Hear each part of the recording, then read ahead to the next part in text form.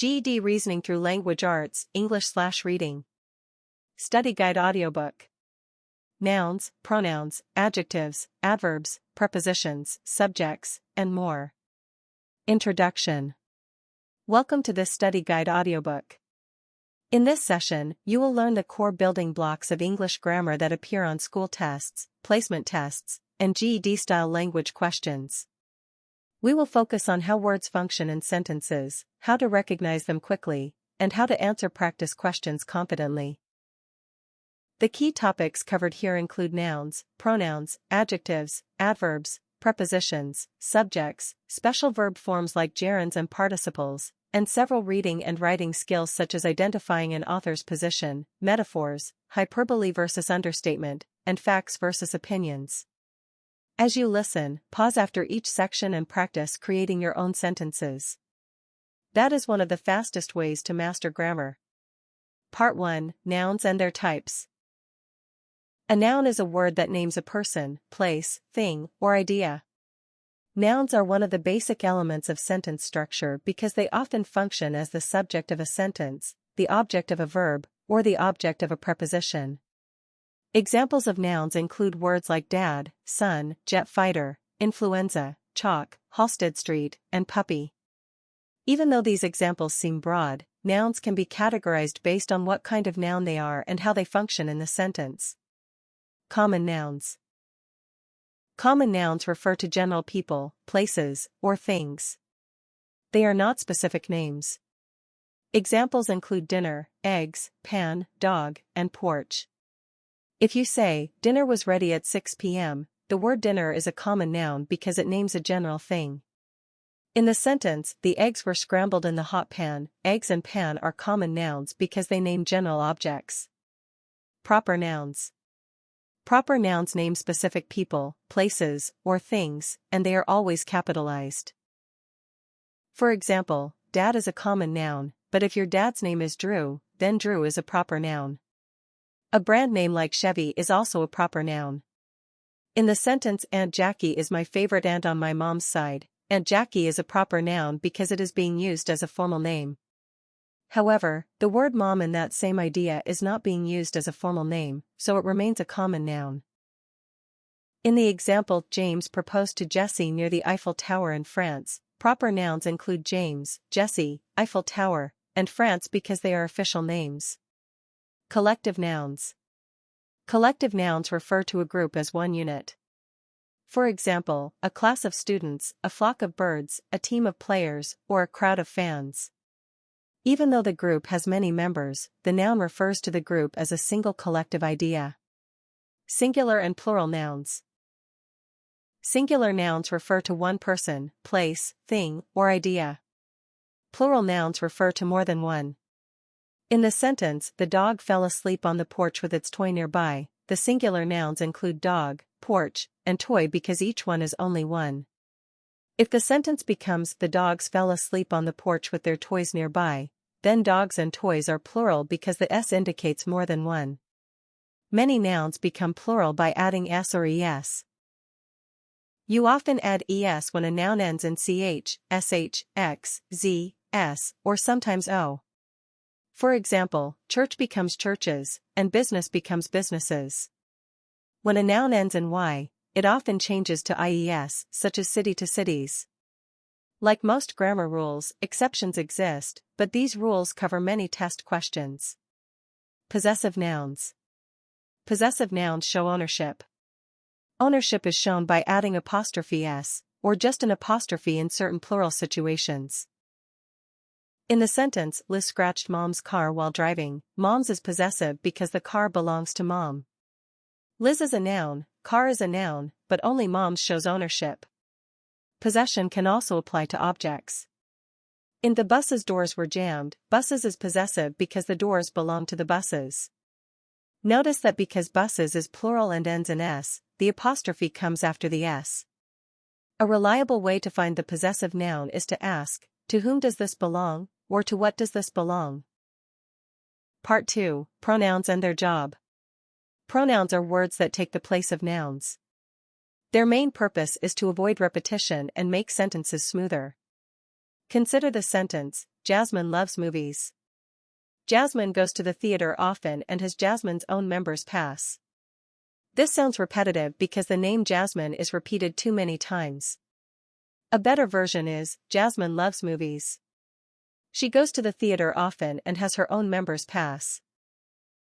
The pronouns she and her replace Jasmine, and the sentence becomes more natural. Possessive pronouns. Possessive pronouns show ownership without repeating the noun. Examples include singular forms like his, hers, mine, and plural forms like theirs, ours, and yours. Instead of saying Jasmine's pass, you can say her pass. Nominative and objective case. Nominative case refers to a noun or pronoun that performs the action. Objective case refers to the noun or pronoun receiving the action. In Mariah drank water, Mariah performs the action of drinking, so she is nominative. In Mariah caught the ball, ball is the object receiving the action of being caught. On many exams, the key skill is identifying who is doing the verb and who is receiving it. Indefinite pronouns. Indefinite pronouns refer to nonspecific people or things, often without a clear number. For example, anybody can learn another language. The word anybody is indefinite because it does not refer to a specific person or a specific number. Interrogative pronouns. These pronouns ask questions, such as what and whose, as in what is her name, or whose keys are those. Intensive pronouns. Intensive pronouns emphasize another pronoun or noun right before them. Examples include myself, yourself, himself, herself. In she herself set the alarm, herself emphasizes she. In I myself made time to work out, myself emphasizes I. Reciprocal pronouns. Reciprocal pronouns show actions happening between two or more people or things. The main examples are each other and one another. For example, the students switched tests with one another, or we exchanged vows with each other. Demonstrative pronouns. Demonstrative pronouns point to specific things, this, that, these, and those. Please subscribe to Easy Life Studio for more helpful content like this. Part 3, Adjectives. An adjective is a word that describes a noun. It may describe size, color, age, shape, origin, material, or quantity. In the sentence, the quick brown fox jumps over the lazy dog, quick and brown describe the fox, and lazy describes the dog. That means they are adjectives. In she is the smartest student in the class, student is the noun and smartest describes what kind of student, so smartest is the adjective. Adjectives help writing become vivid and precise. Instead of saying the fireworks were beautiful, adjectives can create an image, the bright, dazzling fireworks lit up the sky. Part 4, Adverbs. Adverbs add detail by answering one of four questions, where, when, how, or to what extent. They often modify verbs, but can also modify adjectives and other adverbs. In she went outside, outside answers where, so it functions as an adverb. In they briskly jogged, briskly answers how, making it an adverb. In she almost tripped, almost answers to what extent, making it an adverb. Many adverbs end in ly, but not all. So the best method is still the question method, where, when, how, or to what extent. Degrees of comparison. Adverbs can be positive, comparative, or superlative. Think of them as well, better, best. Comparative often uses or more. Superlative often uses est or most. He ran faster than his sister uses faster, a comparative adverb. She ran the quickest of everyone uses quickest, a superlative adverb. Adverbs ending in ly usually use more and most rather than and est. For example, more joyfully or most efficiently. Some adverbs are irregular and change completely, badly becomes worse and worst. Good becomes better and best. Adverbial phrases and clauses. An adverbial phrase is a group of words acting like an adverb, such as every summer or earlier than usual. An adverbial clause also works like an adverb but includes a subject and verb, often starting with words like until, although, or wherever. Example, sit at the table until your food is eaten. The clause "until your food is eaten" answers when. Part 5, Prepositions and Prepositional Phrases. Prepositions show how something relates to something else in time or space. They connect nouns or pronouns to other parts of the sentence. Common prepositions include at, by, for, from, in, of, on, to, with, after, before, under, inside. A prepositional phrase begins with a preposition and ends with an object of the preposition. In "The dog swam in the lake," in is the preposition, lake is the object, and in the lake is the prepositional phrase. In "After work, Joe drove to the store in his car," phrases include after work, to the store, and in his car. A helpful test strategy is to find the preposition first, then look for the noun after it. Part 6, Subjects. The subject is the person, place, thing, or idea doing or being. It is often called the naming part of the sentence. A strong method for finding the subject is to find the verb first, then ask, who or what verbed. In "Rachel ate her breakfast," ate is the verb, and who ate? Rachel. Rachel is the subject. Simple subject.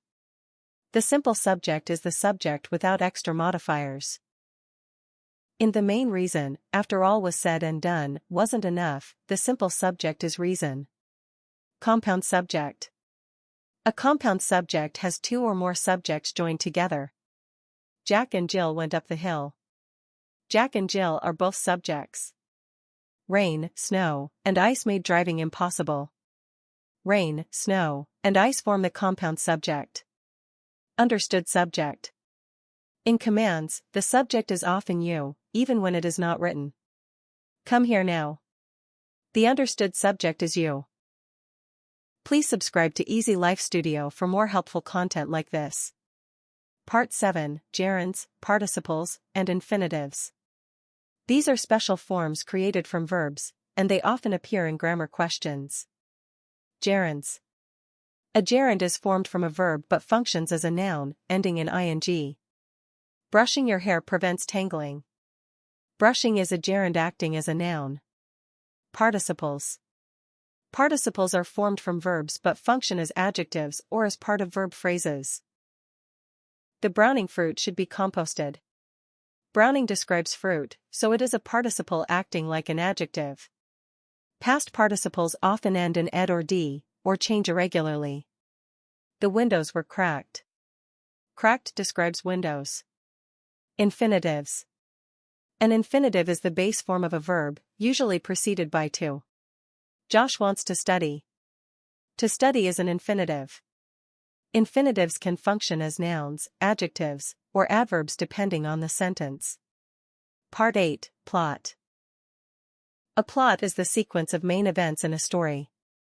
Classic plot structure has 5 parts: exposition, rising action, climax, falling action, and resolution.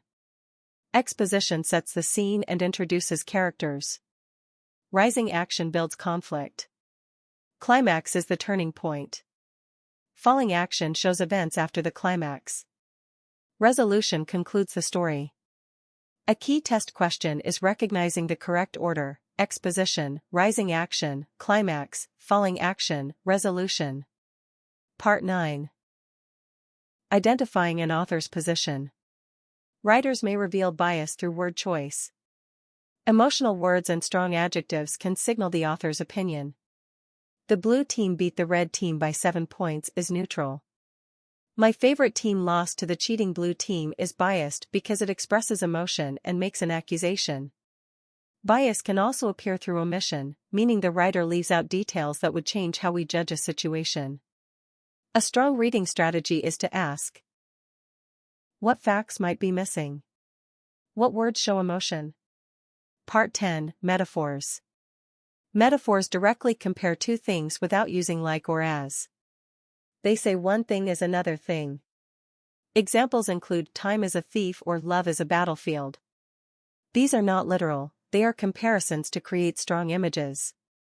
Metaphors make language more vivid and help readers feel an idea rather than just understand it logically. Part 11, Hyperbole and Understatement. Hyperbole is obvious, intentional exaggeration not meant literally. I've told you a million times is hyperbole. Understatement minimizes a situation, sometimes for humor or irony. Calling a terrible test score "I could have done a little better" is understatement. Both are common in literature and everyday speech. Part 12, Facts versus Opinions. A fact is a statement that can be proven true or false using evidence. A fact is verifiable. Dogs are mammals is a fact. An opinion expresses belief, judgment, value, or feeling, and is debatable. Dogs are the best animals is an opinion. A test strategy is to watch for value words like best, worst, beautiful, terrible, amazing, or should. These often signal opinion. Predictions are also opinions because they cannot be proven in the present, even if they are informed. Quick practice review. Question 1. What kind of noun is Tuesday? It is a proper noun because it names a specific day. Question 2. Which plural form is incorrect? Tax to taxes. That is incorrect because nouns ending in x usually take es, making taxes. Closing. You now have a strong foundation in major grammar skills, nouns and pronouns, adjectives and adverbs, prepositions, subjects, special verb forms, and key reading and writing concepts like bias, figurative language, and fact versus opinion. To master these skills, practice daily by writing 5 sentences and identifying the key parts in each sentence. Consistency is what makes grammar automatic. Please subscribe to Easy Life Studio for more helpful content like this.